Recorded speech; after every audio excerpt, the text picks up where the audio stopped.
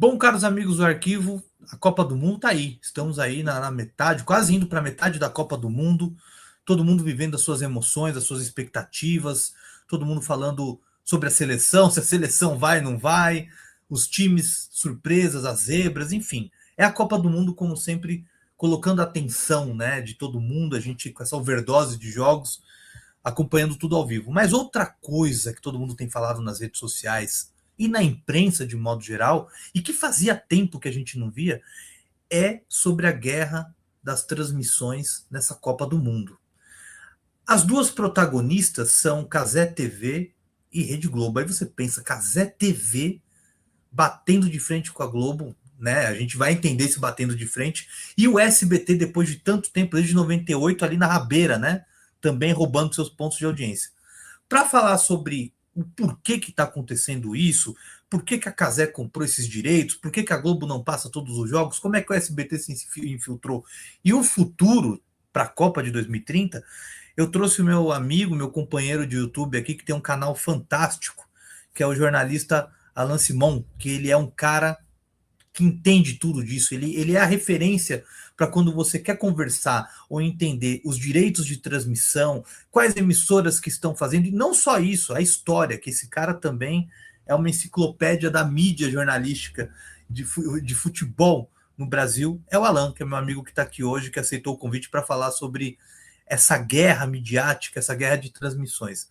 Alan, primeiro, obrigado por ter aceito o convite, muito feliz de você estar aqui, acompanho muito o seu canal, sei que você também acompanha o meu, fico muito honrado com a sua audiência. E, antes de tudo, fale do seu canal, apresente, eu sei que meu público conhece bem o seu canal, mas vamos lá, apresente o seu trabalho, faça com que o pessoal vá se inscrever e visitar suas lives, seu conteúdo que é muito rico. Obrigado mais uma vez.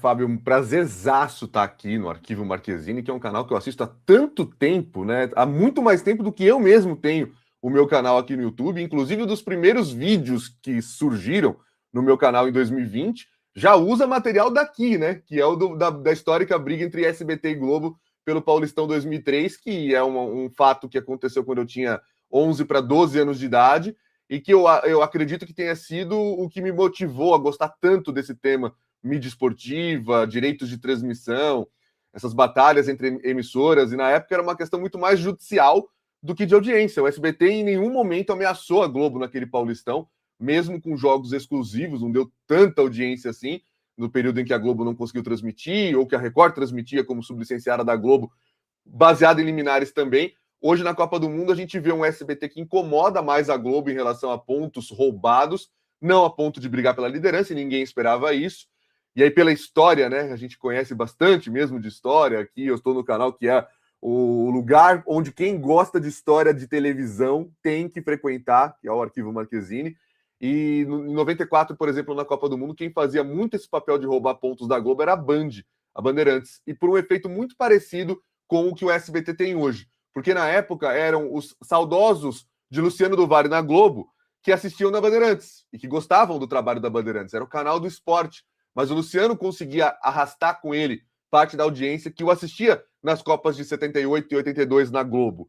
E agora é o Galvão Bueno, com 40 anos de Globo, 32 entre 90 e 2022 como titular da seleção brasileira em Copas do Mundo, que agora vão para o SBT, porque Copa do Mundo sem Galvão não dá para essa galera. Para esses 11 pontos de média, 13 de pico que o SBT bateu no jogo entre Brasil e Haiti, essa galera precisa ter o Galvão Bueno, como lá atrás tinha uma galera que precisava ter o Luciano do Vale, e por isso acompanhava na Band também. O SBT, que transmitiu 94, era bem menor. Você via audiências ali de 5, 6 pontos. Mas para o padrão da época também, que não era tão caro comprar a Copa do Mundo, valia a pena para todo mundo, né? Tanto é que mesmo dando 5, 6 pontos, o SBT se empolgou bastante com o futebol a ponto de, no ano seguinte, 95, comprar a Copa do Brasil e praticamente reconstruir esse torneio do zero. Arquivos que a gente sempre vê aqui no canal Arquivo Marquezine e que me motivam sempre a pesquisar mais da história também, porque quando a gente consegue visualizar, não fica só na busca de acervos em jornais, sentir a história, sentir o clima da época, é um trabalho que você faz aqui que é sensacional e que permite a gente fazer essa inserção. E o canal Alan Simon, ele surge há 6 anos, a gente completou 6 anos agora, em junho, foi no dia 16, para falar de mídia esportiva, para falar de direitos de transmissão, para falar de histórias. Num primeiro momento era para ser até um pouco mais amplo, agora, finalmente, depois de 6 anos, eu consigo trazer outras coisas do futebol com curiosidades e histórias também que não sejam diretamente ligadas à mídia esportiva, mas naquele instante era a minha intenção, e você lembra, você participou praticamente desse comecinho do canal também, sempre com os créditos, sempre ali com arquivos que são fundamentais para a gente entender a história. E hoje a gente se consolidou, esse canal, o canal Alan Simon tem 183 mil inscritos aqui na plataforma, a gente tem uma audiência fixa aí, praticamente entre 400 e 500 mil views por mês, a gente fala com 300 mil pessoas todos os meses também, e principalmente, né, fazendo esse papel de instruir o torcedor, onde você vai assistir aos campeonatos da Copa do Mundo. Antigamente a gente não tinha todo esse trabalho, era mais uma coisa para Brasileirão, para Libertadores, Campeonato Paulista. Hoje na Copa do Mundo também é importante que as pessoas saibam se o jogo é exclusivo da Cazé TV, ou se ele está também na Globo, no Sport TV, ou até se tem SBT e N Sports. É um papo legal que a gente vai ter aqui agora.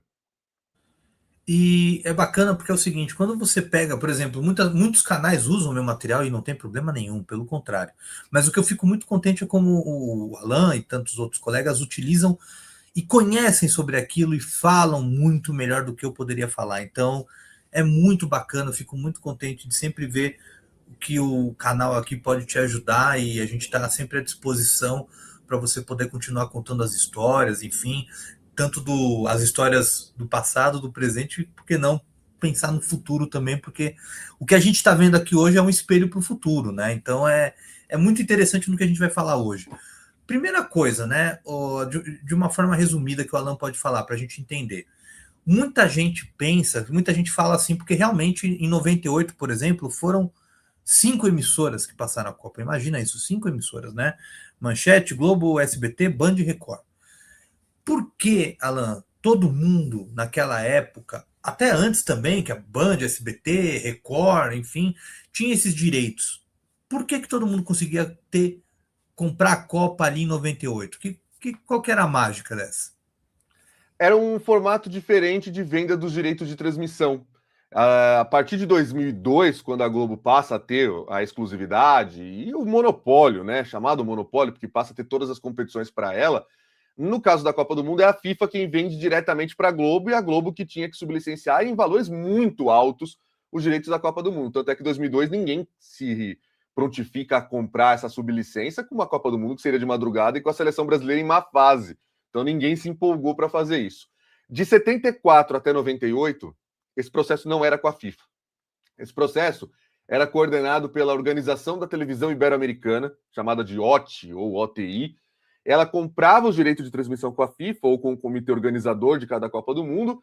E aí, essa entidade que tinha emissoras filiadas em todos os países dessa região ibero-americana, então Espanha, Portugal, América, fazia esse trabalho de ter os direitos na mão. E aí, para ter a Copa do Mundo, era muito mais simples. Você precisava apenas ser filiado, estar em dia com as anuidades. Anuidade todo mundo paga, né? Você pode ter anuidade de cartão de crédito, anuidade de sindicato, anuidade de clube de membros, anuidade de mercado, de clube de compras também. No caso, as emissoras pagavam essa anuidade, e na Copa do Mundo elas se cotizavam, né? Rachavam o valor do direito específico. Então, também não era muito caro. Vamos supor que naquela época se falava em coisas do tipo 10 milhões de dólares. Você pegava 5 emissoras, cada uma pagava 2 milhões de dólares e pronto. E era realmente essa maneira que eles se cotizavam. Tanto é que em 98, eles chegam a tentar tirar a Record da parada, porque a Record ficou um tempo sem transmitir. Depois da compra por parte do Edir Macedo, a Record não transmite nem 90 nem 94. Ela ficou um tempo sem estar kit, né, com a OT. Ela não pagava as anuidades dela, depois começou a pagar. E Globo, SBT, Manchete e Bandeirantes se juntam para não deixar a Record transmitir. Como eles faziam isso? Pagando a parte dela. Então era sempre cota mesmo, você divide por 5, divide por 4, por 3, depende de quem vai transmitir. A Record conseguiu judicialmente transmitir aquela Copa do Mundo, entrou, pagou, só que não conseguiu credenciais, né? Então a Record não fez as coberturas diretamente dos estádios. Se você pegar qualquer registro, qualquer arquivo da Record de 98, você vai ver que eles tinham um estúdio em Paris. Ratinho fez o programa dele, né? Era o Boteco do Ratinho, mas as transmissões em si, com o Luiz Alfredo comandando como narrador, eles estão sempre numa bancada, num estúdio que a Record alugou lá em Paris. Então era diferente a maneira de comprar. A primeira Copa que é transmitida para o Brasil, em 1970, a TV Tupi compra os direitos de transmissão com a que seria a Televisa futuramente, né, o Telesistema Mexicano, a empresa do Ascarga. Só que depois tem aquela coisa, pô, a Globo não vai transmitir, né? A TV Globo tá crescendo, e as outras, e a Record, e a Bandeirantes, que não pode... Naquela época era um absurdo falar em exclusividade de jogo da seleção brasileira. Era tido como um absurdo completo. Então eles conseguem fazer um acordo, a Televisa, na época, faz jogo duro, quer cobrar mais para que mais emissoras transmitam, e chegam até, né, uma passagem que é contada no livro do Walter Clark, que foi resgatada numa pesquisa muito boa do Felipe dos Santos Souza, publicada na Trivela em 2018, que um dos integrantes da mesa de negociações, um brasileiro, chega a ameaçar, falar que o Brasil não vai jogar a Copa do Mundo, bate na mesa e fala: o Brasil não vai jogar, você fique com essa Copa do Mundo aqui, porque o Brasil não vai jogar. E aí o Ascarga acredita nisso, que não tinha nenhum fundo de verdade, ele não tinha poder para falar que a seleção brasileira não jogaria a Copa de 70, mas, enfim, ele acredita nisso e acaba vendendo o direito de transmissão por um valor menor do que estava pedindo, mas maior do que a TV Tupi ia pagar pelos direitos exclusivos também. Tanto que tem um outro ponto interessante dessa história, que é o fato de que, apesar de ter feito um acordo para ter um pool de transmissão, a TV Tupi, como rede de emissoras associadas, acaba juntando com a Rede Globo e com a rede de emissoras independentes, que inclui a Record, Bandeirantes e outras emissoras locais espalhadas pelo Brasil afora. Apesar de tudo isso, não teve jeito, eles só reservaram um canal de áudio e uma posição de transmissão para o Brasil nos estádios. Por isso, o pool de transmissão tem, naquela época, o rodízio de narradores. Um narrador fazia o primeiro tempo, outro narrador fazia o segundo, cada emissora pegava. Chegou a ter 2 narradores por tempo também, a equipe da TV Tupi. Então, era muito diferente. Em 74 em diante, é a OTT quem assume e faz esse modelo que eu falei. Eles compram os direitos, repassam para os seus filiados, e aí a gente tem as emissoras se cotizando para comprar. De 2002 para frente, passa a ser Globo, e aí ficou impossível para a Record, para o SBT. A Globo só sublicenciou quem ela permitia, né? E foi o caso da Band, só 2 vezes também TV aberta, 2010 e 2014. Na TV paga mais gente comprava, mas essa é a história do porquê que uma geração inteira acabou se desacostumando, né? Não conheceu um mundo onde tem disputa na TV aberta e em outras mídias. E lembrando que, falando de 94, lembrando que a Bandeirantes foi uma emissora que muita gente atacou porque ela era muito crítica à seleção do Parreira, né? E o Otávio Muniz, numa entrevista que ele deu aqui, ele fala, né, que o Branco chegou para a equipe da Bandeirantes com papel e falou: não vamos falar com vocês, porque vocês só detonam a gente. Então, é isso que a gente tenta falar nesse ponto, né, Alan? De mostrar como as outras emissoras se comportavam diferentemente, às vezes, da Globo, né? Muitas vezes até com poucos recursos, como você falou da Record, que até no final da transmissão, o Luiz Alfredo ele quase chega a chorar. Não porque o Brasil perdeu a final, mas do trabalho que eles tiveram na raça de uma cobertura que você pegava que eram míseros pontos de audiência, enquanto a Globo dominava ali, a Bandeirantes em segundo e as outras pegando os restos ali com 4, 5, 3, 2 pontos, né? Era realmente outros tempos e visões diferentes, não apenas de uma, quando você tem uma emissora transmitindo ali, você tem outros pontos diferentes da Globo, que transmitiu sozinha aí por pelo menos umas 4 Copas, tirando, como você falou, 2010 e 2014. 4 Copas, né? 2002, 2006, 2018 e 22. Bom, agora a pergunta de hoje, né? Já que a gente entendeu muito bem a questão da OT e tudo, vamos lá. Por que diabos, Alan? Vamos trazer para o pessoal, que muita gente se pergunta isso. Por que diabos a Globo não tem a totalidade dos jogos na sua grade? Ou ela não tem tudo bem, passar todos os jogos na Globo realmente seria impossível. Mas por que a Globo não tem? Por que a Globo não quis esses 104 jogos e caiu para a Cazé TV, que está aqui no streaming? E a outra história também, gente, não é que o Casimiro comprou com o bolso dele. Tem um negócio chamado Live Mode por trás. É muita história. Mas aí, você saberia responder o que aconteceu? Por que a Globo largou mão disso? Desses 104 jogos, hoje só transmite 50 e poucos jogos. 55, né? Que ela vai transmitir no total. Toda hora aumenta um pouco. Agora eles já acharam mais 2 jogos lá, pode chegar a 57. Toda hora eles acham um jogo novo no contrato, se der mais 2 semanas, capaz de transmitir tudo. Vai achar mais um, né? Então, qualquer jogo que eles puderem agora enfiar lá, eles vão enfiar, né? Iraque, sei lá quem, eles vão enfiar. mas por que a Globo abriu mão depois desses tantos anos aí, dessas Copas, transmitindo com exclusividade? O que aconteceu? Bom, num processo que muita gente conheceu como uma só Globo, né? A Globo cortou muito gasto, né? Muito investimento em diversas áreas. A gente viu demissão de profissionais. No esporte, acho que a mais marcante dela acabou sendo a do Kleber Machado, que eu acho que também foi um erro cometido pela Globo e que se desembocou agora na Copa do Mundo de 2026, quando a gente viu que eles tiveram que colocar o Everaldo Marques, que para mim é um grande narrador e está indo muito bem na função de narrador titular da seleção brasileira, mas que para o público talvez não seja aquela voz que ele está mais acostumado a ver a seleção. E isso foi decidido 2 meses antes da Copa, porque houve um problema, que infelizmente pode acontecer com qualquer pessoa, que foi o Luiz Roberto ter diagnosticado uma neoplasia na região cervical. A gente torce para que ele volte em breve, o tratamento, ao que tudo indica, está dando tudo certo, a gente torce muito por ele, estamos em orações pelo Luiz Roberto, mas do ponto de vista estratégico, você percebe o quanto foi errado demitir o Kleber Machado, porque você perde uma outra referência.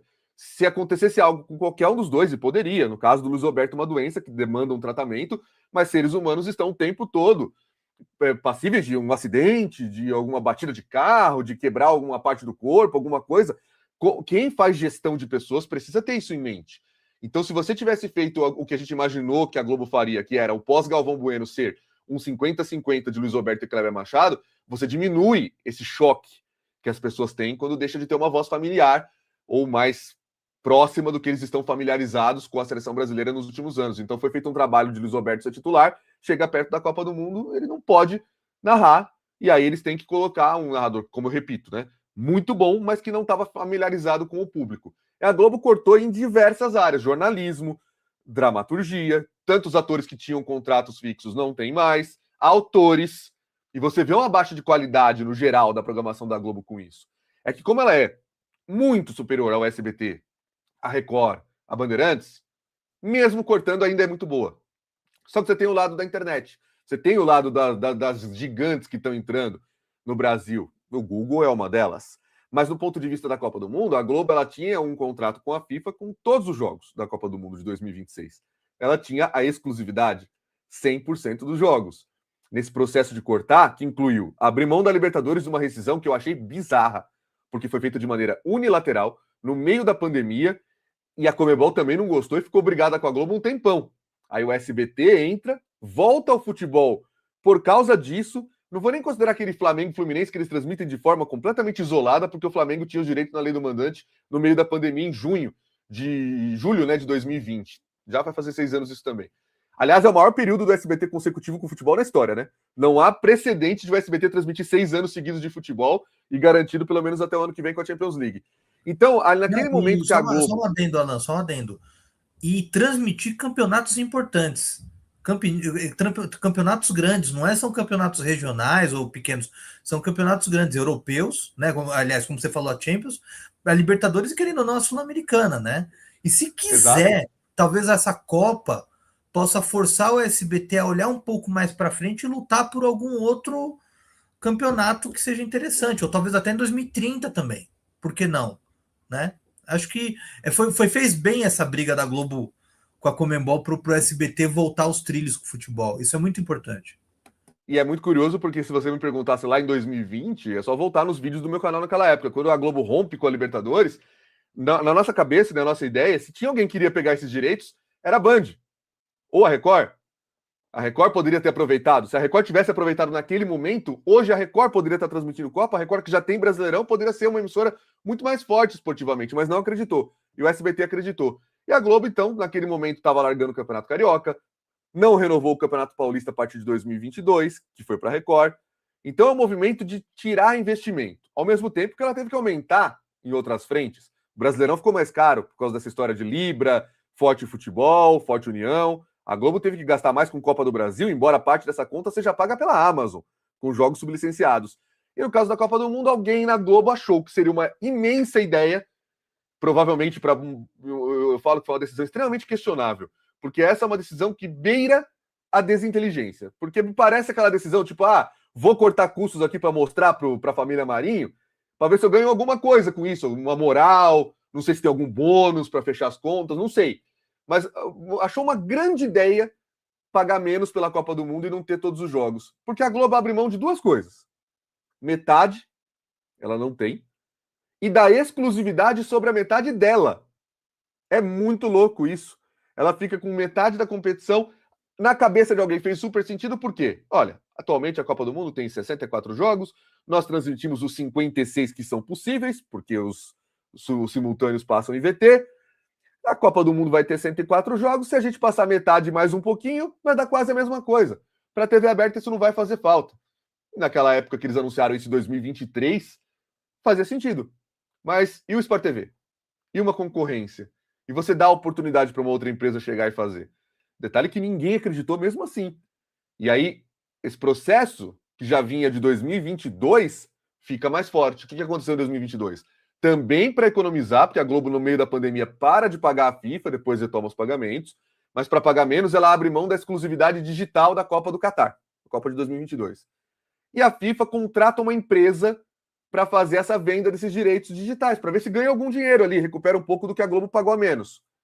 Essa empresa se chama Live Mode. A Live Mode foi uma empresa fundada em 2018 pelos antigos donos do esporte interativo.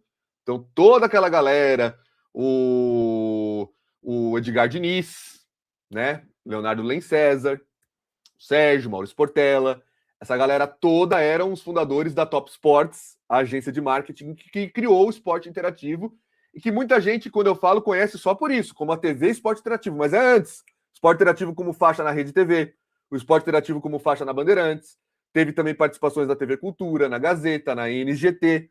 Então o Esporte Interativo foi para mim, pessoalmente, que eu só fui ter TV paga no fim de 2007, o Esporte Interativo foi quem proporcionou acesso ao futebol europeu para mim durante 3 anos pelo menos, de graça. Na Band, na Rede TV, na Gazeta, na Cultura. Foi a grande forma como eu acompanhei. E antes de André Henning ainda. Tinha Éder Luiz e Neto, né? Éder Luiz e Neto na Bandeirantes, Éder Luiz e Neto na Rede TV. Eles transmitiram NBA em 2004 na Rede TV. E antes ainda disso, coisas que poucos conhecem, a Top Sports, ela é uma empresa de marketing, ela fazia a gestão já do Campeonato do Nordeste, que depois vira a Copa do Nordeste. Eles fazem a gestão comercial da Copa Paulista, quando ela se chamava ainda Copa Estado de São Paulo, e em 2001, muita gente pode se lembrar disso que eu vou falar, em 2001, a Top Sports, a empresa desses caras que hoje são os donos da Live Mode, eles conseguem com a Coca-Cola o patrocínio da Copa Coca-Cola. A Copa Paulista vira Copa Coca-Cola, e todos os times usam camisas da Umbro e da Coca-Cola. Todos. E com o nome da cidade no peito da camisa. Então você vai ver lá o Nacional, tá lá, São Paulo, Coca-Cola, Umbro. A União Barbarense, a União Agrícola Barbarense Futebol Clube, Santa Bárbara do Oeste, Umbro, Coca-Cola. Eles eram incríveis nesse sentido. Com eles, a Copa do Nordeste tem um álbum de figurinhas da Panini em 2001. Então olha que tipo de coisa eles já faziam naquela época. E eles fundam o Esporte Interativo, vendem o Esporte Interativo para a Warner, né, na época Turner ainda, e com essa grana que eles levantaram, que com certeza não foi pouco, eles fundam a Live Mode, que, curiosamente, quando eles veem que o Esporte Interativo acaba como canal, em 2018, e devolve os direitos de transmissão da Copa do Nordeste, eles assumem a Copa do Nordeste e começam a Live Mode fazendo o Live FC, né, que era o stream oficial da Copa do Nordeste.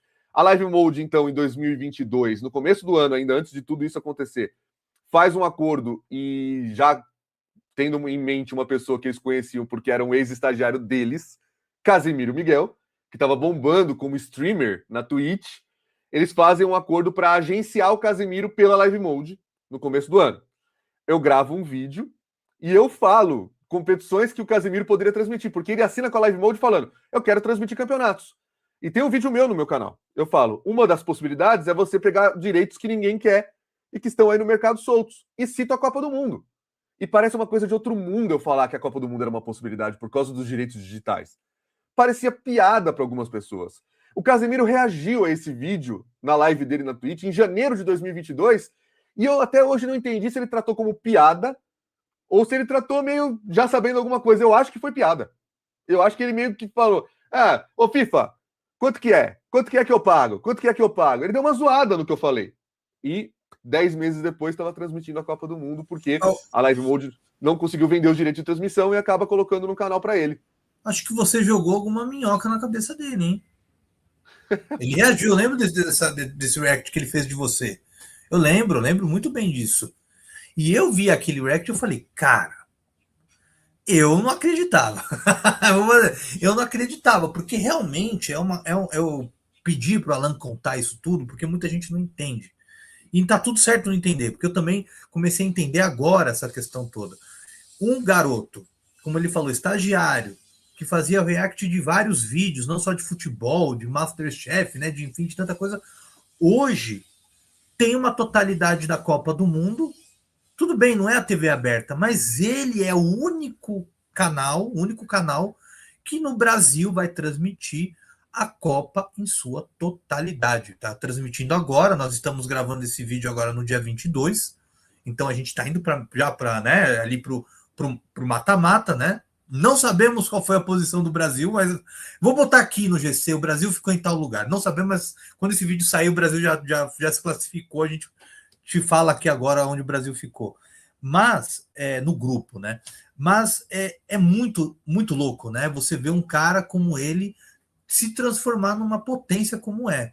Agora, Alan, vamos lá. A pergunta que eu te falo é o seguinte: o que incomodou a Globo? Porque a gente entende que o número 16 milhões no YouTube é uma coisa diferente de 30 pontos na Grande São Paulo, por exemplo. É diferente. São coisas diferentes pegando sua Grande São Paulo em vez de você pegar o que a Globo atingiu no país inteiro naquele momento com a TV aberta. É diferente. Mas é um incômodo muito grande. Aí eu te pergunto, o incômodo é nos números, o incômodo é numa nova linguagem que eles estão impondo e apresentando para as pessoas que não faziam ideia da existência deles, ou é dor de cotovelo, ou é os três? Qual que é o grande incômodo que a Globo está sentindo agora que você vê nas suas análises com a Cazé TV? Eu acho que tem um pouco de tudo isso, mas o principal fator é comercial. A Globo perdeu o domínio sobre o bolo comercial, o bolo do mercado publicitário das empresas dispostas a investir em transmissões de Copa do Mundo, porque a Cazé TV, por meio da Live Mode, e é sempre importante a gente dizer isso, tá? Como você bem citou, o Casimiro, o CPF dele não comprou nada.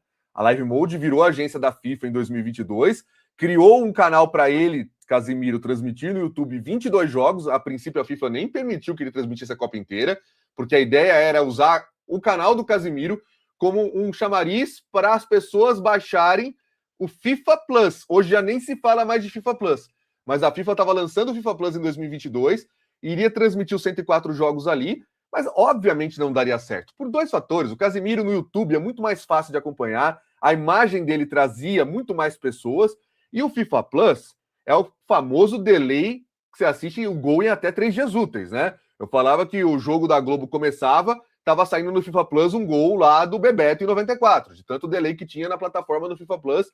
Você podia colocar a internet cabeada que fosse, era horroroso. A Cazé TV transmite 22 jogos, alcança números que na época eram impressionantes, porque ninguém acreditava, ninguém, nem eu, que alguém poderia fazer sucesso com uma transmissão na internet de um jogo que está na Globo. Se está na Globo, por que vai assistir na internet? Se está na TV aberta, por que alguém vai ligar o computador, gastar banda, gastar pacote de dados para assistir na internet? E aqueles 7 milhões do Brasil e Croácia mostraram que a gente estava errado. E aquilo mudou todo o panorama da mídia, todo. A Cazé TV ganha esse nome. Eu até estava falando outro dia no canal. Isso aqui é um presente que eles mandaram para a imprensa antes de começar a Copa do Mundo de 2022. Repare que não tem Cazé TV em lugar nenhum. É o logotipo do Casimiro, em verde e amarelo. Aqui oficial da Copa do Mundo, que eles eram emissoras oficiais, né? Aqui Live Mode. E atrás o nome Casimiro estilizado, com letras típicas árabes lá do Catar, uma estética do Catar. Mas em momento nenhum tá escrito aqui, ó. Tá escrito Meteu Hexa. Não tem Cazé TV em lugar nenhum. O nome Cazé TV demora para surgir. E eles no ar também têm dificuldade para começar a falar. O Casimiro, acho que em live, ele até falou que ele não gostava desse nome. Mas a Cazé TV continua. Depois da Copa do Mundo, eles compram os direitos de transmissão do Vasco e do Botafogo, que não tinham fechado com a Ferg na época, né? Para transmitir junto com a Band em 2022. Então, eles fazem os jogos deles como mandantes. Conseguem depois, em 2024, pegar o Paulistão, que é o Google quem compra os direitos para o YouTube, mas eles entram e aí tem toda uma relação. A Live Mode é quem vende o direito para o Google e o Google escolhe o canal da Live Mode para transmitir, que é toda uma questão também que as pessoas hoje estão questionando muito mais, e acho que vale o questionamento mesmo, se isso fere alguma prática de concorrência ou não, isso vai ser uma discussão que vai ser feita mais para frente, mas existe esse cenário, e eles continuam parceiros da FIFA. E aí, em 2023, quando a Globo reúne a imprensa no Rio de Janeiro para contar os detalhes da cobertura da Copa do Mundo feminina na Austrália e na Nova Zelândia, eles já abrem, e a gente estava todo mundo lá no hotel, lá, o Copacabana Palace, onde mataram o Det Reutemann anos depois, estávamos todos lá, e eles abrem do nada, surpreendendo a gente, falando: olha, esse é o novo momento de um acordo que a gente fez com a FIFA, a gente tem metade dos jogos da Copa Feminina, essa informação a gente sabia, e esse contrato é assim agora também na Copa Masculina. E a gente fica sabendo dessa forma que a Globo não tinha mais todos os jogos da Copa do Mundo masculina para 2026. Essa forma, ninguém tinha nem antecipado. Tanto que, não sei se tem alguma gravação daquele dia, a gente faz aquele...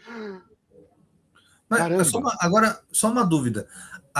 O ano que vem a Copa do Mundo Feminina vai ser aqui no Brasil. A Globo, ela também tem metade? Ou ela vai transmitir íntegra? Não, essa aí a FIFA fez um trabalho de, no Brasil, 64 jogos da Globo e 64 jogos da Cazé TV. Sair para todo mundo.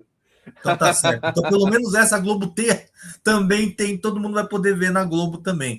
Porque o que impressiona, Alan, na verdade, assim, a gente entende que realmente a televisão aberta, desde a pandemia até agora, e isso tende a crescer, é realmente uma concorrência enorme com streaming, com celular, com redes sociais, com videogame, enfim, com uma porrada de coisa que a gente tem hoje, que a TV aberta ela tem que lutar contra, né?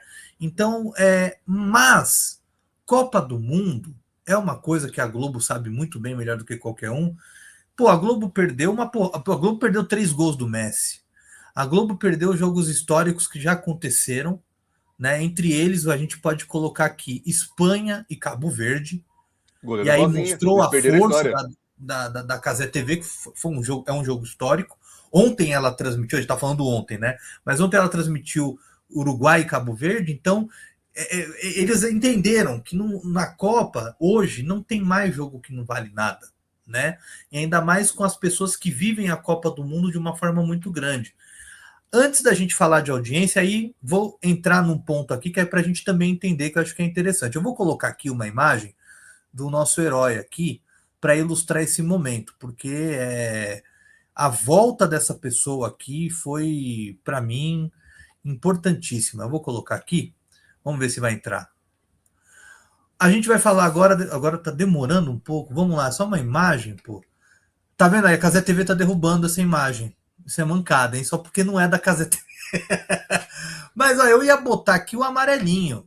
Mas, tô vendo ele aqui. Tá vendo aí? Entrou? Tô vendo. Uhum. Então perfeito. Eu não tô vendo aqui, mas se você tá vendo, tá ótimo. O amarelinho tá aqui. Nossa, herói, pô, eu amo amarelinho, cara. Isso não tem. Eu também. Eu amo amarelinho, fim de papo. Não tem Globo, Cazé, TV, não tem. É o amarelinho. Como o SBT voltou a transmitir a Copa do Mundo, e aí fica uma dúvida, que até você pode me responder, que eu também tenho. O Galvão tava na Globo. Não seria mais fácil a Band ter pego? A Band pisou na bola, falta de grana, que a Band realmente está com falta de grana. Como é que foi o SBT voltar mesmo com poucos jogos, mas está transmitindo jogos da seleção, está passando alguns jogos? Como é que foi esse trâmite? Então, como eu falei, né, a Globo abriu mão de metade da competição e da exclusividade da sua metade também. E aí a FIFA contrata a Live Mode para fazer a venda desses direitos. Eu chego a noticiar, eu acho que em 2024 ainda, na minha coluna no UOL, ou 2025, que a Live Mode lança para o mercado 2 pacotes. Um com 104 jogos e o outro com todos os jogos do Brasil, e aí a negociar quantos outros, que era voltado para TVs abertas. Então, no fim das contas, ninguém comprou o pacote de 104 jogos, foi anunciado na Copa do Mundo de Clubes do ano passado, que a Live Mode mesmo acaba comprando, ela vira compradora dos direitos em vez de agência, tendo, e aí eles não anunciaram isso, mas a gente sabe, o YouTube como participante disso. Tanto é que tá lá, Cazé TV, Copa do Mundo, YouTube. Tá nas canoplas, tá em tudo quanto é lugar, o YouTube ajudou a pagar parte dessa conta, o Google tá nessa brincadeira também. Então, eles compram esse pacote de 104 jogos para a Cazé TV. E é assim que o Casemiro, que hoje não é mais sócio da Cazé TV, ele é sócio da Live Mode, ele virou um sócio da Live Mode lá fora. O Casemiro é sócio do Cristiano Ronaldo. Essa informação é muito aleatória. Porque o Cristiano Ronaldo também vira sócio da Live Mode lá fora, porque a Live Mode lançou agora um canal em Portugal, que está transmitindo a Copa do Mundo com um pacote parecido com o do SBT, de 32 jogos, um por dia também, que foi o que foi possível para a Live Mode comprar em Portugal. Aqui, esse segundo pacote, então, que é pensado para TV aberta ou outras plataformas, com garantia de todos os jogos do Brasil e outros a negociar, ele desperta o interesse da N Sports. A N Sports é um canal que surgiu como uma plataforma de streaming em 2018. Ele era o pay-per-view que eu assinava para assistir Superliga de Vôlei em 2018, 2019, para assistir Série C do Brasileirão, quando o time do meu pai, o time que eu acompanho muito para torcer também, o time da cidade do meu pai, que é o Novo Horizontino, estava disputando Série C do Brasileiro. A N Sports, ela se transforma em um canal de TV por assinatura um pouco depois. E no ano passado, 2025, eles mudam de gestão. Eles são comprados por um grupo de empresários, um grupo de sócios, que inclui o André Barros, que era fundador da NWB, do Desimpedidos, né, do Acelerados. Então você tem nessa junta de sócios o Tabet, que já tinha sido sócio do canal Gold também. Você tem o Kaká nessa brincadeira. E um dos nomes é o Galvão Bueno. O Galvão Bueno entra como sócio da operação da N Sports em 2025. Quando eu entrevisto o André Barros em julho do ano passado, ele já falava: a gente quer ter o Galvão Bueno para narrar coisas que envolvam o Brasil. A gente quer coisas de seleção. Ele até deixa no ar. Copa do Mundo sem Galvão não tem graça, né? Ele deixa ali no ar. A N Sports já naquela época provavelmente já estava negociando e tentando achar interessados para ajudar a pagar essa conta. Eu não posso cravar que eles tenham procurado a Bandeirantes naquele momento. Mas é possível que eles tenham feito isso. E é possível que a Bandeirantes não tenha dinheiro para pagar. É uma possibilidade, eu não posso cravar que isso aconteceu. Eu imagino que eles conversaram com todos os canais. E quem abraçou foi o SBT. E o SBT, hoje, é uma emissora que não é mais refratária ao esporte como era nos tempos de Silvio Santos. E a bem da verdade, fala-se que Silvio Santos não gostava de futebol, mas Silvio Santos gostava de uma coisa muito... que a nós todos é muito comum, que chama dinheiro, né? A grande questão é, enquanto o futebol deu dinheiro e deu audiência que trazia dinheiro, ele gostava. O problema do Silvio Santos com o futebol foi quando ele viu que era impossível brigar com a Globo nos bastidores. O Paulistão 2003, com toda aquela situação que aconteceu na Justiça, foi a segunda gota d'água. Foi o momento que ele até topou reinvestir comprando o Paulistão, mas viu com aquela batalha de liminares para cá, para lá, que não valia a pena. E o SBT ficou sem futebol de 2003 até 2018, quando na região Nordeste, com as suas afiliadas, compra a Copa do Nordeste da Live Mode. Eu acho curioso, né? Da Live Mode. Então, você tem esse movimento do SBT que ficou anos sem futebol, voltando a transmitir em 2020 e gostando. Transmitindo Libertadores, com grandes audiências nas finais, transmitindo Champions League, transmitindo Copa América de 2021, porque a Globo não podia fazer nenhum negócio com a Conmebol por causa da rescisão unilateral em 2020, transmitindo Europa League e Conference League só nas finais, porque ela sublicenciava a cultura, porque esses campeonatos, convenhamos, são bem ruins para a TV aberta, e transmitindo outros eventos também, alguma outra coisa aí, passando nesse período por Theo José, Kleber Machado, e agora tem o Thiago Leifert como narrador, Luiz Alano passou também como narrador nesse período. Então era uma emissora mais madura. Como eu falei, você falou, campeonatos importantes. E é o período é o maior período consecutivo de futebol no SBT. Não há, em momento nenhum, um período de 6 anos. Não tem. Você tem ali 94 a Copa do Mundo, acho que sim, 93 você vai achar um jogo ou outro, eliminatórias, mas não tinha jogo toda hora, toda semana, como é hoje, e como é desde 2020. Então, você vai pegar 95, 94 com a Copa do Mundo até 98, quando eles acabam com o departamento de esporte, fica só com a Fórmula Mundial, daquele jeito também, transmitido em VTs nas temporadas de 99 e 2000, que até o Theo José faz um desabafo, né, na última corrida. Então, o SBT, ele consegue, com essa oportunidade criada pela N Sports, voltar a transmitir uma Copa do Mundo depois de 28 anos, entrar com o Galvão Bueno, que é sócio da N Sports, como a sua voz, como seu narrador. Então é muita coisa interessante, como uma coisa se interliga a outra, mas no fim das contas, tudo isso porque a Globo resolveu um dia economizar dinheiro e não pagar mais pela exclusividade de todos os jogos da Copa do Mundo. E aí tem um ponto interessante, aí vai a minha crítica, né? Não sei se o Alan concorda comigo. O que está sendo interessante dessa transmissão do SBT, e eu acho que é muito positivo o que eles estão fazendo, é que eles estão tratando a Copa do Mundo da forma que o SBT Eles não querem ser outra emissora ou comparar com outra emissora. Eles querem ser o SBT. E eu acho que o Thiago Leifert, vindo como ele veio do entretenimento, ele está fazendo isso muito bem no pré-jogo, ele tem feito isso muito bem nas narrações dele, enfim. E com o Galvão, eu sinto o Galvão muito mais solto, muito mais tranquilo, leve do que ele estava antes, né? Parece que para ele tá tranquilíssimo, é mais uma Copa do Mundo, né? Ele quer narrar o 100º gol, como ele falou. Espero que ele tenha conseguido nessa quarta, né? Então, espero que ele consiga. Mas assim, é muito legal a forma que o SBT está fazendo. E sinceramente, o pré-jogo do SBT é muito melhor que o da Globo. Não é clubismo, não, por causa do amarelinho, não. É muito melhor, é muito mais leve, é muito mais divertido, é muito mais solto, mas não tem medo. Parece que eles não estão com medo de nada, né? E isso é muito importante porque a gente tem essas escolhas. E agora, falando da audiência, a gente pega uma audiência realmente que a Globo continua com uma liderança, mas o SBT pegou uma fatia ali, né? Ele conseguiu dar uma mordida, né? E aí, primeiro vamos falar, você que entende muito de números, sempre está ligado nisso. Nesses 2 jogos do Brasil, vamos falar do Brasil. A Globo ela não consegue bater o recorde que bateu na estreia em 22. Deu 31, né? O SBT deu 11, eu acho que foi isso, ou não? Você me corrige se eu estiver errado. Agora a Globo aumentou o SBT... né? Pode falar. A 11.1. A Globo e o SBT. Como é uma Copa do Mundo que está em 2 canais abertos agora, você tem essa divisão. A TV aberta como um todo dá quase 43 pontos, que é um número bastante razoável para quem está perdendo público para a Cazé TV. É um número bem importante ainda. A TV aberta é muito relevante. As pessoas acham que não, que o streaming, não sei o quê. Eu sempre acho que essa conversa, Fábio, porque a TV aberta e não sei o quê, a gente fica defendendo, porque a Globo alcança milhões e a Cazé TV não. Ela interessa para a operadora de TV paga, porque a gente fica discutindo isso e não fala do quanto o Sport TV ficou menos relevante nessa cobertura.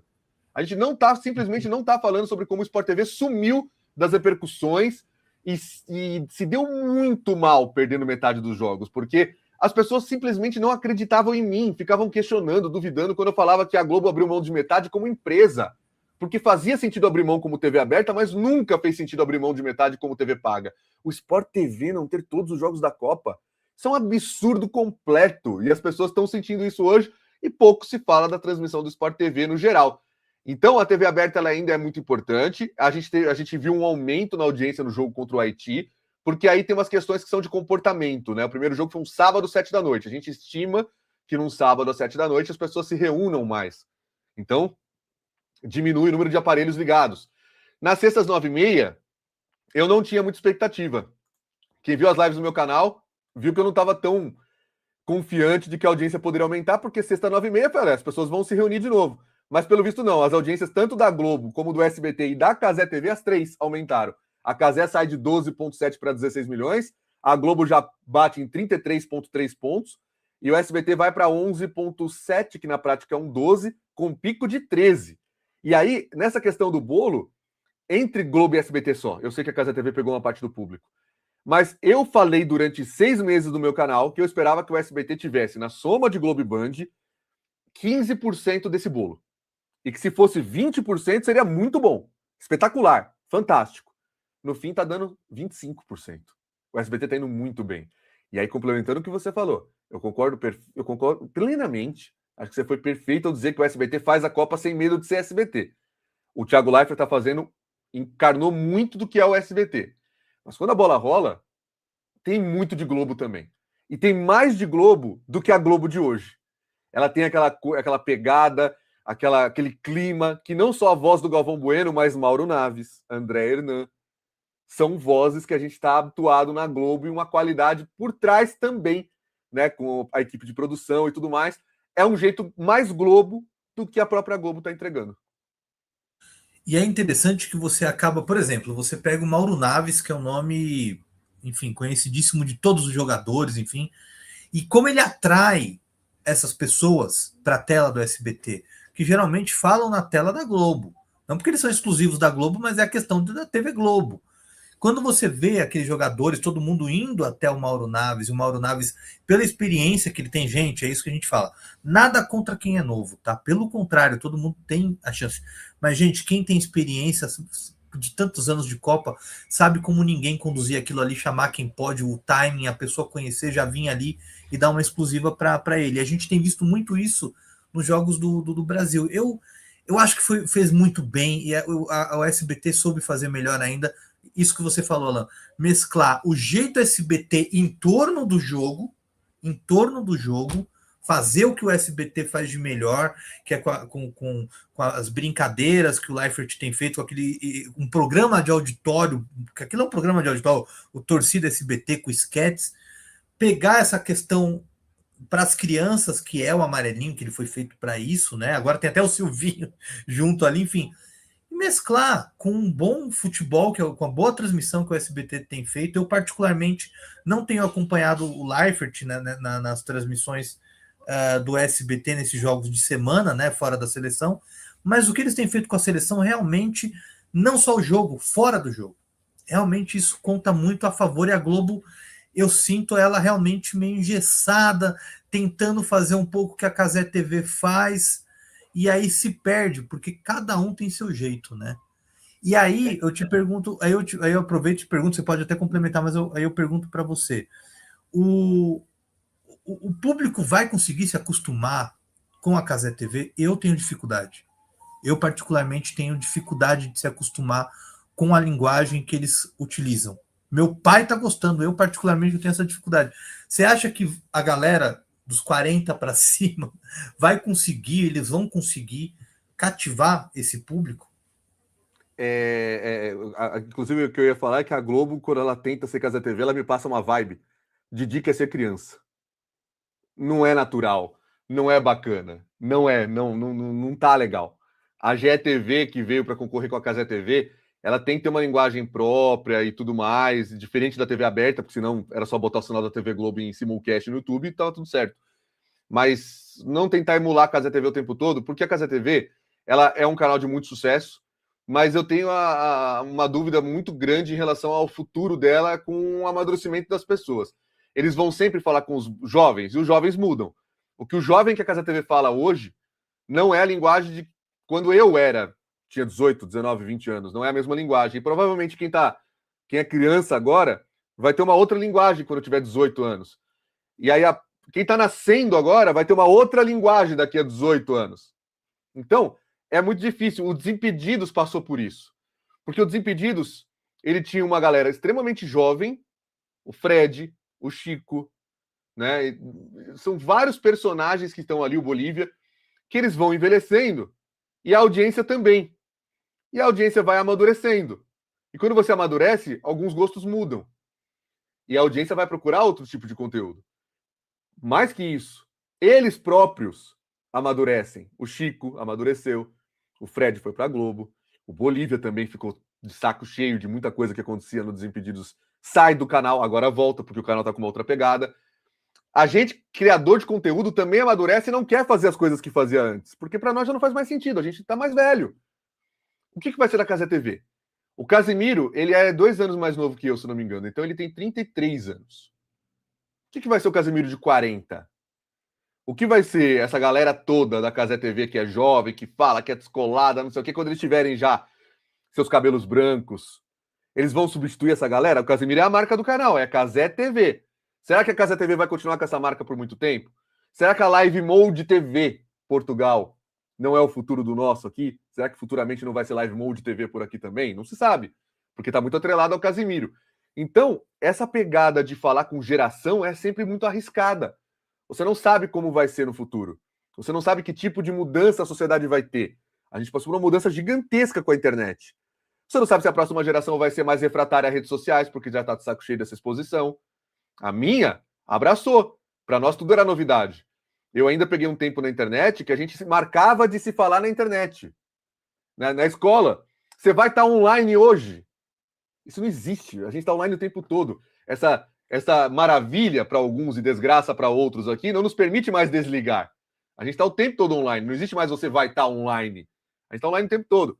Talvez exista uma geração que veja os efeitos nocivos disso para a saúde mental, para a própria convivência em sociedade, e fale: eu não quero mais isso, eu não quero deixar um algoritmo determinar o que eu gosto, o que eu não gosto.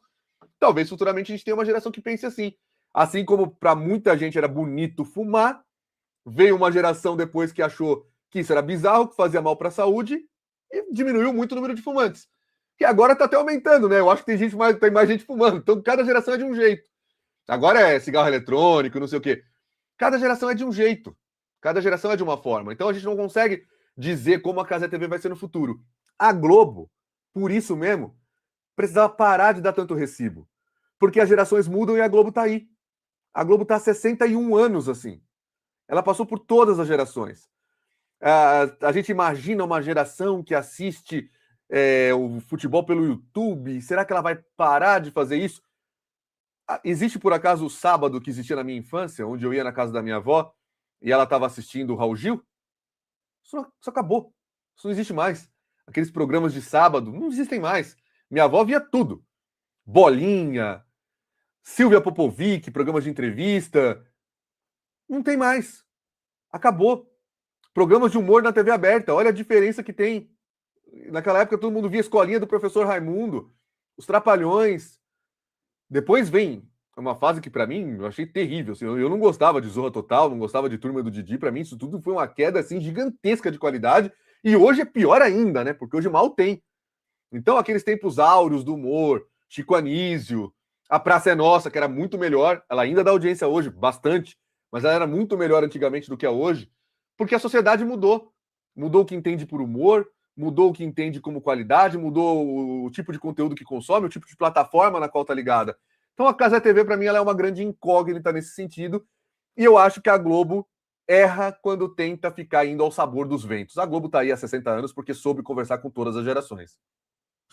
Agora, Alan, você sabe dizer, não sei se saiu, se é no final do mês, eu realmente estou um pouco por fora disso. O painel nacional do Ibope, né? Você já saiu alguma coisa do jogo do Brasil, do primeiro ou do segundo jogo? O total que deu, que a Globo conseguiu atingir no Brasil todo? Tem. Deixa eu até ver aqui que eu vou pegar o comunicado que a Globo manda. É uma guerra de narrativas também, é importante dizer isso. Que a Globo manda esses números, começa a somar métricas de Globo, Sport TV, Globoplay, GE, não fala as coisas que para eles são segredos, é muito bizarro. Eles falam coisas do tipo, quer ver? Vou até citar um exemplo prático, textual. A GE TV também apresentou evolução com audiência 20% maior em relação à estreia do Brasil. 20% maior em relação ao quê? Eles não dão. Se foi 10 pessoas e passou para 12, pronto. 20%. Nossa. Pô, é inacreditável. Mas no painel nacional de televisão, a Globo marcou 34, acho que foi isso. Pontos de audiência, acho que é isso. Eles colocam aqui 37,5 milhões de pessoas que acompanharam exclusivamente pela Globo e 51,3 milhões no ecossistema Globo, segundo dados do Ibope. Aí eles vão juntando todas as plataformas. Minha crítica. A tal da SAM, que é em uma sigla em inglês para medição de audiência de esportes, que é uma plataforma que o Ibope criou no ano passado, por causa do Brasileirão, para medir TV aberta, TV paga e streaming, eles não consideram celular. São os mesmos aparelhinhos do Ibope, a mesma amostragem do Ibope, e não conta celular. Então, pérolas do tipo jogo é mais visto no Premiere do que na Cazé TV no Brasileirão surgem, a Globo vende e muita gente está comprando como verdade. Sendo que o Brasileirão na Cazé TV muitas vezes é visto por tablet, por computador, por notebook, por celular, e a Globo vai vendendo como verdade, porque os números do Ibope permitem a ela fazer isso. Também não sou a favor de comprar a narrativa da Cazé TV, que bota lá 16 milhões, e você não consegue auditar esses números, que são números do YouTube, números de uma empresa privada. Não há um órgão por trás disso fazendo essa auditoria. Então, enquanto o Ibope não for competente para fazer a medição em tempo real do streaming e dizer quantos daqueles pontos são de cada plataforma, porque eles dão um dado depois, no consolidado do mês. Ah, o YouTube tem 20% hoje do consumo de conteúdo. Mas e na hora? Quando o Rick Souza lá no Twitter posta Globo, 33, soma dos streamings, 15. O que é soma dos streamings? O Ibope não consegue dizer isso. Enquanto ele não conseguir para nós dizer isso, tá com problema. E outro problema também, que nas prévias, o Ibope está com um erro gravíssimo na medição prévia, que é tirar ponto de quem faz transmissão simultânea. O SBT dá 5 pontos na prévia e vai para... É inacreditável. 5, vai para 10 no intervalo, no minuto do intervalo. Por quê? Porque ele sai da transmissão com a N Sports. No que ele sai da transmissão com a N Sports, deixa de ser o mesmo som, o bug se resolve e ele pula magicamente de 5.8, 5.9 para 10. Pô, tem erro. E constantemente os números consolidados do SBT estão sendo 40% maiores do que nas prévias. E o que eu tô vendo de gente dando os dados prévios sem contextualizar, e aí fica o meu elogio pro TV Pop, porque eles contextualizam, eles falam, ó, esse aqui é o dado prévio do SBT, mas ele vai ser corrigido porque tá tendo um erro de medição. Mas tem gente que não tá fazendo isso. Tem gente que tá lá só dando número solto e atendendo a narrativas que interessam a Globo. Ou a Casa TV, dependendo do... Se você nunca contextualizar, você vai comprar uma narrativa inteira de quem interessa, de quem tá te passando aqueles dados. Não façam isso. É muito mais complexo do que parece analisar a mídia esportiva. Então, nesse segundo jogo contra o Haiti, a Globo diz ter alcançado 51,3 milhões, de acordo com dados do Ibope, fazendo aí, segundo eles, né, 56,6% disso, ou seja, 37 milhões e meio de pessoas acompanharam exclusivamente pela Globo. Só que dados que não consideram celulares. Então, eu não consigo comprar essa versão como um todo. E realmente, cada um quer vender o teu peixe, os seus números, né? Agora, uma coisa que você falou é verdade. Agora a gente vai ter a prova dos 9, vamos dizer, a prova dos 10, não sei. O terceiro jogo, desculpa, quarta-feira, 7 da noite. Meio de semana, 7 da noite. Todo mundo vai estar em casa, com certeza. Se o Brasil avança em primeiro, 2 da tarde na segunda, dia 29. Se avança em segundo, segunda-feira também, 10 da noite. Então aí é o ponto que a gente vai entender esse ponto da audiência e a galera realmente está fixa. Uma coisa de Copa é o seguinte: se o Brasil começa a ir bem, vai aumentando, porque vai se criando a expectativa e um interesse maior. Vamos dizer aqui que o Brasil vai até as quartas, podem ter certeza. Vai aumentar essa audiência. Vai aumentar. Isso vai crescer. O SBT cresce, a Globo cresce e a Cazé TV também cresce. Mas uma coisa interessante aqui, Alan, que a gente tem que sempre ficar de olho aqui. Se você pega uma Globo que coloca, vamos colocar aqui, 37 milhões de pessoas vendo a TV Globo. De um lado, você tem 16 milhões vendo o YouTube. De 16 para 37 há um gap? Claro. Mas, poxa, são 16 milhões no YouTube. Então é um negócio que realmente a Globo ela tem que ficar atenta, senão ela perde a mão, né, nesse ponto. Ela perde a mão futuramente, não só numa Copa, perde a mão em outros campeonatos, porque é aquilo que você falou, a grana, o pessoal pode olhar para a Globo ainda é a líder, mas na grana, olha para aqui, para o YouTube e vai para outro, para a Casa TV, por exemplo, né?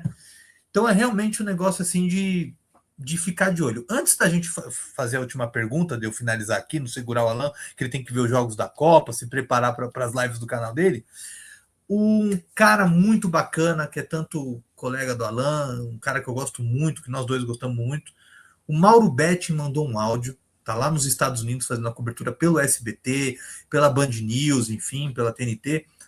Ele gravou um áudio, ele fala um pouco sobre como é que está a cobertura, a experiência, a visão dele sobre a Copa. Eu vou colocar aqui o áudio, escutem, vale a pena, porque é muito bacana você ouvir de quem está ali fazendo a cobertura. Mauro, com você. Fala, Fábio, prazer estar falando contigo, com o Alan também, que eu nunca lembro se é Alan ou se é Alan. Aliás, as pessoas deviam botar acento para a gente saber, mas eu acho que é Alan. E se for Alan, também faz parte, né? A gente nunca sabe o que é Alan ou o que é Alan, e a gente não sabe um monte de coisa, inclusive sobre essa Copa, que eu achei que ia ser a pior Copa de todas e a melhor Copa que eu vi na vida até agora. Bater na madeira aqui na minha cara de pau, porque pode não ser assim. 48 seleções desse calor depois do inferno de temporadas, sem pré-temporada, achei que a Copa ia ser um saco. Ao contrário, até 0-0 tem sido legal. É disparada a melhor Copa que eu vi na vida. E olha que eu vejo Copas desde 74, vi quase toda a Copa de 70, muito da Copa de 66, jogos completos, e posso dizer, não teve Copa melhor que essa. E cá entre nós, são 10 Copas que eu já cobri, 6 em loco, e eu só não vou falar que é a mais legal, mas é uma das mais legais. E não só pela qualidade dos amigos que eu tenho, todo o trabalho que eu tenho ao comentar a Copa pelo SBT, SBT News, Band News FM, TNT Esportes, um pouquinho do X Esportes também, N Esportes, que é a nossa parceira, Estadão, meu canal com o PVC, Vozes Palestrinas também, que é uma nova parceria nossa. Mas a Copa está sendo muito legal. Não só porque é dos Estados Unidos, que eu gosto muito, apesar das coisas que têm acontecido nesse país, mas é uma Copa muito legal. Muito jogo, sim, muita loucura, mas até pela condição tecnológica. Hoje você consegue ver em bar, você consegue ver no celular, né?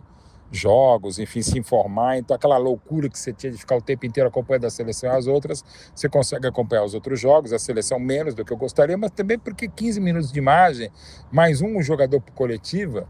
Pô, eu tive a felicidade de cobrir a primeira Copa em loco em 94. Pô, a gente ficava 10, 15 minutos, uma hora que o tempo que fosse com o jogador, conversando, resenhando, falando de família, não só de futebol. É uma outra história, uma outra realidade. Então é muito difícil cobrir a seleção. Mas é um imenso prazer estar com o timaço do SBT, SBT News e N Esportes, e ainda mais com o Galvão, né? Eu tenho a honra, o privilégio, a sorte de ser o único comentarista a ter trabalhado em jogos de Copa do Mundo com Galvão Bueno, Luciano do Vale e Silvio Luiz. Só não digo que é a Santíssima Trindade, porque de Santo Silvio não tem nada.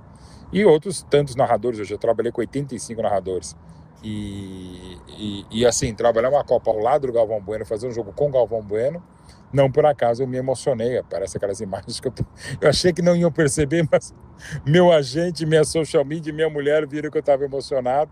E eu estava mesmo, né? Muito, muito, muito, muito gratificante ter sido convocado pelo Galvão, pelo SBT, pela N Esportes e estar ao lado dele fazendo jogos, não só jogos, né? Estádio, ter feito a festa de apresentação, de abertura da Copa e agora fazer jogos com o Galvão, que é um personagem maravilhoso, uma pessoa queridíssima, que ajuda muito, cobra, muito exigente, se cobra muito, cobra muita gente, mas ao mesmo tempo é tudo mais fácil. Eu queria jogar com o Pelé, né, velho?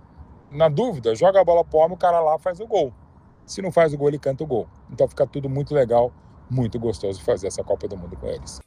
Mauro, como eu te falei na mensagem, maior que o seu talento é o seu coração. Obrigado mesmo por ter mandado esse afago aqui para o Alan, para mim. Eu fico muito contente de ter você aqui. Bom, agora duas perguntas para finalizar. Primeira, para 2030, a Globo está na luta para mostrar para a FIFA que ela pode ter todos os direitos totais. Ainda está em aberto, já está se negociando. O que você sabe dessa história para 2030, Alan?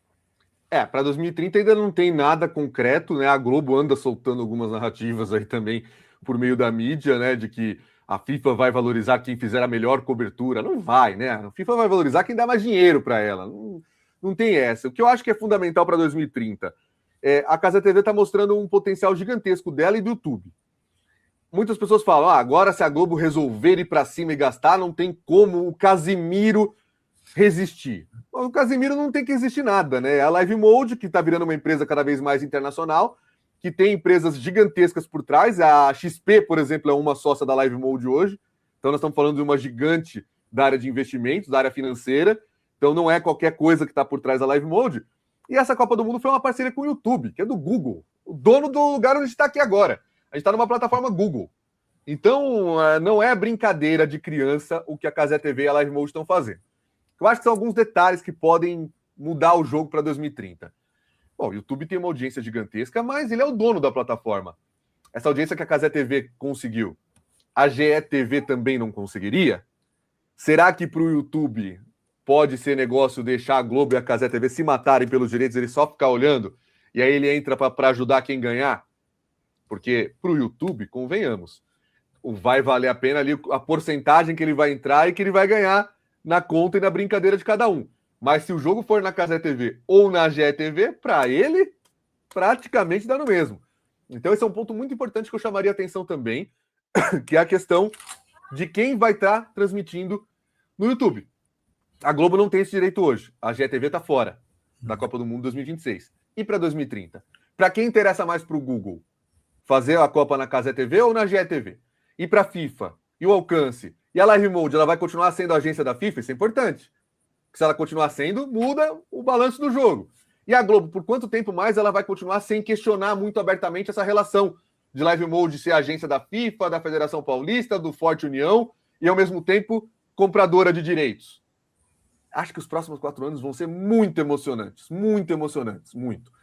E como a Copa do Mundo Feminina de 2023 desenhou um pouco do que está sendo a Copa Masculina, com a Casa TV tendo todos os jogos e a Globo metade, talvez dê para a gente imaginar um palpite para daqui a 4 anos que a Copa Masculina de 2030 pode ser parecida com a Copa Feminina de 2027, com todos os jogos em todas, e aí se virem. A concorrência fica aberta entre Globo e Cazé TV. Não sei, pode tudo acontecer, mas eu acho que com certeza, tenho certeza mesmo, que os próximos 4 anos vão ser muito emocionantes, porque envolvem discussão de Liga no Brasileirão. Vem aí mais um ciclo de Copa do Brasil, que a CBF vai comandar a venda agora no segundo semestre. A gente já tem um ciclo vendido de Libertadores, que a Casa TV saiu derrotada. Ela não comprou nenhum campeonato da Conmebol e ainda perdeu o pacote de highlights para a TNT. E a TNT agora tem essa fusão com a Paramount, lá fora, que vai desembocar aqui dentro. O que vai acontecer? O mercado está sensacional e eu acho que qualquer palpite que a gente der agora é uma chance de acerto muito baixa. Como era lá em 2022, palpitar para a Copa de 2026 também. Quem imaginava que o SBT ia transmitir a Copa? Né? Quem imaginava que o SBT ia voltar a transmitir uma Copa do Mundo? Não importa se são poucos jogos, mas quem imaginava? Acho que ninguém imaginava. Ninguém suspeitava que o SBT um dia fosse lá, tá passando Copa do Mundo e ainda tá comendo uma boa fatia de audiência e mostrando que tem peso, que tem importância, sim, passar a Copa do Mundo. O SBT é a prova que tem importância, sim, passar a Copa do Mundo e investir em nomes experientes. Sem esquecer dos mais jovens, claro, isso total, mas eu acho que é uma mescla. Bom, agora para finalizar, só para completar, sim, claro. O tamanho do público que a Copa do Mundo alcança é muito maior que a bolha do futebol do dia a dia. Olha o SBT com um jogo que dá uma audiência dividida com a Globo, um jogo que não tem a seleção brasileira, pega qualquer um desses que estão acontecendo de tarde, um França e Senegal, que vai dar 4, 5 pontos no SBT, e a Globo tá ali dando seus 16, 17, 18 pontos. Poxa vida, o SBT com Cazé TV e Globo tá dando 4, 4,5, 5. Essa é a audiência que eles dão com um jogo de Champions, que tá exclusivo na TV aberta, que a única concorrência que eles têm é a TNT e HBO Max. Porque a bolha da bolha da bolha. A Copa não, a Copa atinge todo mundo. A Copa é um público muito mais amplo que o do futebol. Todo mundo vê a Copa do Mundo praticamente. É um negócio bonito de se ver. E foi um acerto do SBT ter investido nisso. Do ponto de vista de audiência e eu acredito do ponto de vista comercial também. Só que o SBT precisa usar isso agora para dar uma acordada. Eles não ganham nenhuma disputa de direitos. Eles perderam a Sul-Americana. Não vai ter mais. O pacote dos jogos do SBT de terça-feira, que não sei que dia que vai ser usado, porque fica a critério do dono, agora ele vai ser da TNT no YouTube. Olha o YouTube ganhando de novo de braços cruzados sem fazer nada. Pois é. Esses jogos estarão aqui. Já estão, né? Porque o SBT transmite no SBT Esportes. Mas vai ser exclusivo em plataforma aberta da TNT aqui. E a TNT tem um canal gigantesco também. Acho que está com 13 milhões de inscritos. Foi durante muito tempo o maior canal do Brasil, agora atropelado por Cazé TV e por GETV. Mas vem para cima. A ESPN vai ter cada vez mais jogos no YouTube também. Então o SBT precisa acordar. Faça mais consórcios. Faça mais parcerias com a N Sports do Galvão Bueno. Procure outras parcerias. Mas não saia desse jogo, porque o SBT mostrou que está vivo. E seria muito legal a gente ver o SBT mais vezes. Com certeza. E aí, outra emissora, se entrasse uma Band também, para mim, quanto mais você tiver chance de acompanhar outros canais, melhor. E Alan, a última pergunta. Não sabemos se o Brasil passou em primeiro e segundo. Vai aparecer aqui no GC. Você que está aí já sabe. Tem fé? Acha que a gente consegue chegar lá? Ou tá difícil? Olha, como eu faço uma live por dia no canal e ainda tenho um programa na Trivela lá com o Tim Vickery toda manhã pós-jogo do Brasil e ainda dou entrevistas e ainda falo em redes sociais, cada uma eu estou falando uma coisa, porque eu mudo de opinião todos os dias e praticamente umas 2 ou 3 vezes por dia. Eu acordo de um jeito, eu vou dormir de outro. Nesse momento que a gente está gravando aqui, meio-dia e 15 de uma segunda-feira, 22 de junho, após 2 jogos do Brasil e faltando 2 dias para o próximo jogo, não tenho fé. Não tenho fé. Mas eu deixo um asterisco. O Brasil, neste momento, está encaminhando para jogar uma segunda fase, eu odeio o nome 16 avos, então vamos chamar de segunda fase, controlando o Japão. Contra o Japão, eu acho que apesar da seleção japonesa estar evoluindo muito, ser uma seleção muito mais forte, eu acho que ainda falta para eles algum componente ali de maturidade, de jogar com as grandes seleções. Eles deixaram isso para trás contra a Bélgica e Croácia. Curiosamente, o Japão perdeu para seleções que nos eliminaram uma fase antes, tanto em 2018 como em 2022. Então era para ter acontecido já um Brasil-Japão. 2 vezes. Eles abrem 2-0 na Bélgica e tomam a virada em 2018. Eles vão bem contra a Croácia também e também não conseguem se classificar. Então esse Brasil e Japão está se desenhando no ar há 8 anos e talvez aconteça agora. Mas acho que o Brasil consegue ganhar deles. Contra a Holanda, eu não acredito. Eu acho que o Brasil não ganha de europeu no mata-mata. É uma coisa que vem sendo constante. Todas as Copas, desde o título do Penta em 2002, acabam dessa forma. A hora que bate o primeiro europeu no mata-mata, o Brasil cai fora. Então, quarta de final, quando foi quarta de final? França 2006, Holanda 2010, Bélgica 2018, Croácia 2022. Em 14 a gente foi até a semifinal. Claro, pegou Chile e Colômbia nas fases anteriores. No primeiro europeu que bateu, perdeu. 7-1. E no europeu que pegou no terceiro lugar, que foi a Holanda, 3-0. Então a gente não ganha de europeu no mata-mata há 24 anos. Eu não acredito que vai ganhar. Agora, se ganhar da Holanda, eu acho que o futebol permite coisas do tipo, vai virar a chavinha e talvez ninguém segure mais. Assim como a audiência também vai aumentar, porque o Brasil vai melhorando, o ânimo, o ímpeto, tudo vai ampliando. Eu acho que a Holanda seria uma grande final antecipada para o Brasil de Copa do Mundo. Mais provável, perderemos. Mas se ganhar, a chance de ser campeão aumenta muito, porque aí o clima, o psicológico, a ideia de seleção brasileira muda completamente, interna e externamente. Eu acredito, vou falar a minha opinião. Entrevistei outras pessoas, eu não dei. Eu vou falar, podem até me xingar. Eu sinto cheiro de Copa 90. Eu sinto cheiro de Copa 90. Quem conhece bem a Copa 90 ou não conhece, vai pesquisar. Eu sinto cheiro de Copa 90. Mas, isso que o Alan falou, eu concordo. Em 82, a Itália só empatou, pega o Brasil, que era a franca favorita, mete 3-2, desmonta aquele time incrível e é campeã. Tudo bem, estamos falando de um time que ganhou nas quartas de final. Hoje são 8 jogos no total, chegando até a final ou até terceiro lugar. Mas se o Brasil ganha de um europeu no primeiro mata-mata ou numas oitavas, ninguém segura. Ninguém segura. E Copa do Mundo é assim, a Argentina perdeu no primeiro, contra a Arábia, né? Perdeu e foi campeã, né? Então teve time vagabundo que a gente achava que ia cair e chegou até a final de Copa. Não ganhou, mas chegou. Então, mas eu acho que tem cheiro de Copa 90. Espero estar errado, espero ser péssimo nesse meu palpite. Torço contra, mas eu sinto cheiro de Copa 90, porque é difícil, viu? Não é fácil, não. Não tem mais bobo no futebol, não. Nas seleções não são mais minha bobos. Opinião, que eu falei algumas vezes já no programa lá na Trivela com o Tim Vickery, justamente acho que casa um pouco com a sua, e ela vai um pouquinho além. Eu acho que ela tem cheiro de Copa 90 porque talvez a gente faça uma campanha muito ruim, parte desse time seja massacrada, e boa parte dessa geração vai ser campeã 4 anos depois. Porque o Ancelotti está renovado, porque eu acho que a gente tem um projeto muito melhor para 2030, uma geração que vai se amadurecer, um Estevão que não pôde jogar agora, que provavelmente a gente vai ter daqui a 4 anos, que é um grande nome, um Endrick, que eu acredito que vai se consolidar, apesar desses nomes que a gente tem hoje, Casemiro e tudo mais, o Endrick vai se consolidar. E aí acho que tem um pouquinho desse cheiro, sim. Em 90 a gente perde feio nas oitavas de final e ganha 94. Quem sabe a gente não esteja caminhando para o Hexa mais para 2030 e convenhamos, né? Ganhar lá em Portugal, Espanha e no Marrocos vai ser legal também. E no centenário. E no centenário. Mas o que fica renovado aqui por muitos e muitos anos é a minha torcida por você, é o meu agradecimento, é a alegria de ter você aqui, de falar com você, de um cara que eu realmente gosto muito do seu conteúdo, eu aplaudo o seu conteúdo, que é muito raro. A gente tem muito conteúdo no YouTube, não só de esporte, como o Alan faz, que ele faz um conteúdo muito legal, voltado à mídia esportiva, mas tanto de pessoas que fazem sobre a nostalgia, vamos colocar assim, muito raso, muito caça-clique, muito triste. O Alan não, o Alan ele é um dos poucos caras que faz um conteúdo inteligente, um conteúdo informativo, um conteúdo histórico e um conteúdo que respeita a pessoa que assiste, não trata ela como tonta.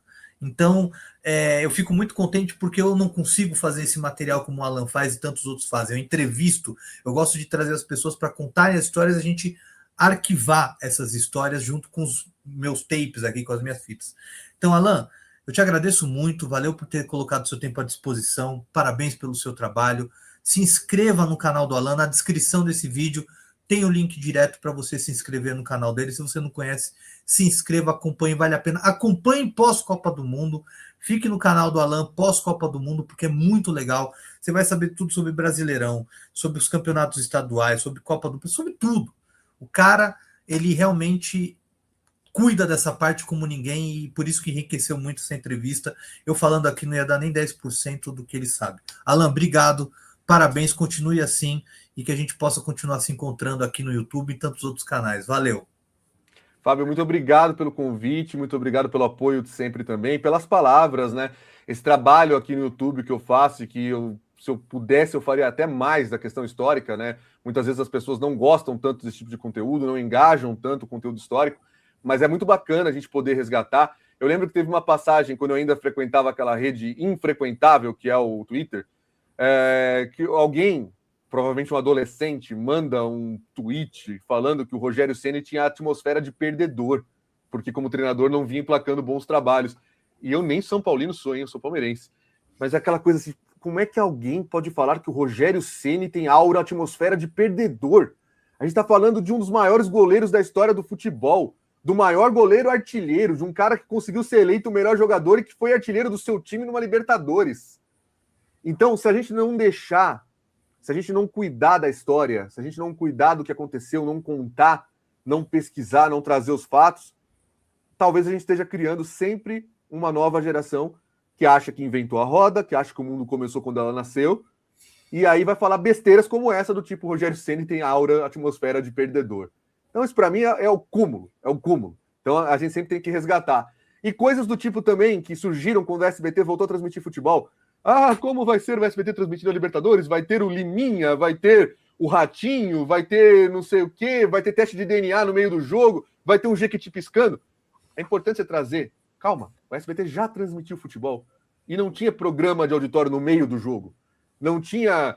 O Ratinho comentando até teve no Paulistão 2003. Mas foi uma coisa isolada. O SBT transmitiu com seriedade, com uma equipe muito boa as Copas do Mundo de 90, de 86, né, em parceria com a Record, um pouco a Record, mas de 90, 94 e 98 com equipes próprias. O SBT tem essa história. Respeitar a história da Globo. Respeitar quando a gente fala de futebol feminino, porque a Globo está tentando reescrever a história, falar que foi Luciano do Vale na Bandeirantes quem transmitia futebol feminino. Sim. Quem botou em 97 no ar o Paulistana, que era a forma como a Federação Paulista chamava o Campeonato Paulista Feminino. Luciano do Vale, que organizava sempre aquele torneio no fim do ano. A Band organizava, que era o torneio que rolava no Pacaembu e outros lugares do Brasil. Aliás, só uma coisa, o vôlei é graças ao Luciano também. Que tá todo mundo tentando reescrever a história, cara. Tá todo mundo tentando reescrever a história, é inacreditável. É típico de, talvez, de várias gerações, mas essa agora é a que mais acha que inventou a roda, que o mundo começou com eles. E não se pode permitir que isso aconteça. Então, é muito bacana, e esse resgate que a gente faz é possível graças ao trabalho de pessoas como você, Fábio, que ajudam a gente, porque de memória a gente consegue resgatar muita coisa. Mas quando a gente consegue ver como foi, ver como era, é muito mais complicado esquecer o que aconteceu, porque a prova está ali o que aconteceu. Essas eram as transmissões, assim eram as linguagens, assim era a forma como a gente via a Copa do Mundo, um campeonato brasileiro, um programa de auditório, um programa de entretenimento, uma chamada, comerciais. Eu sou fã de ficar assistindo vídeos de comerciais, tá? Eu acho muito engraçado a hipocrisia do meu ser humano, a hipocrisia de mim mesmo, que lá em 1997 pegava o controle remoto e pulava de canal na hora da propaganda. E agora resolveu ficar assistindo blocos inteiros de propagandas dos anos 90 que pulávamos naquela época. Então, muito bacana, parabéns pelo seu trabalho, é muito bacana mesmo poder ter esse tesouro que é o canal Arquivo Marquezine. Obrigado, fico muito contente. Então, fica meu convite para vocês que não seguem ainda o canal do Alan, por favor, sigam, se inscrevam, ativem o sininho, que vale a pena e é muito legal. Continue pós a Copa, porque ele faz um trabalho fantástico. Só vocês olharem os outros vídeos, as entrevistas que ele já fez ali, é muito legal, vale a pena. E para você que acompanhou até agora, o meu muito obrigado, valeu mesmo. Continue aqui no arquivo também. Boa Copa. Como a gente até agora que estamos falando, não sabemos se o Brasil classificou em primeiro ou segundo, não importa. O que é importante é que o Brasil consiga fazer uma ótima Copa do Mundo e traga alegrias para todos nós, né? É o que nós queremos que a nossa previsão esteja furada. Eu quero estar errado, com certeza. Pessoal, obrigado, valeu, até a próxima e